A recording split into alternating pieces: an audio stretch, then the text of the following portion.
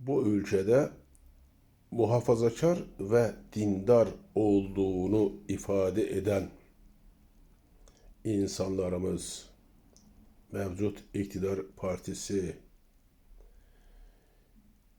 20 yıl önce, 25 yıl önce dillerinden düşürmediği bir cümle vardı.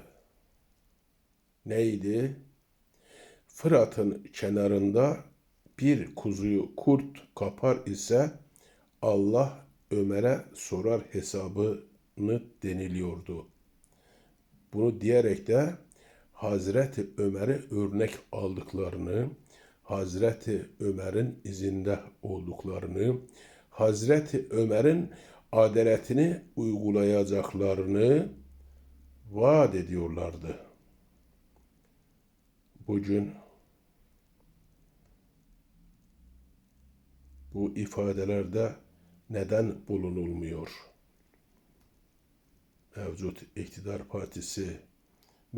iktidar partisini savunan, muhafazakar ve dindar olduğunu ifade eden insanlarımız bugün bunu neden hatırlamıyor?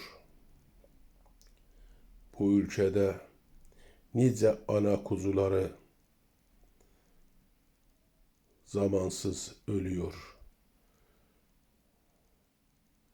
Nice insanlar mağdur oluyor. Bunların hesabını Allah kimden soracak? O gün Hazreti Ömer halifeydi. Büyük bir özgüvenle bu ifadede bulunmuştu.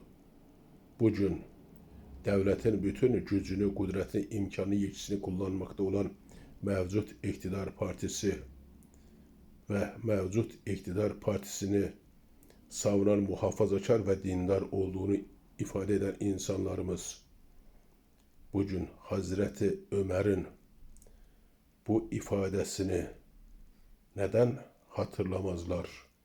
Hatırlıyorlar ise neden ifade etmezler? İfade etmiyorlar da neden örnek almıyorlar? Neden vaatlerini yerine getirmiyorlar? Neden Hazreti Ömer'in izinde gitmiyorlar?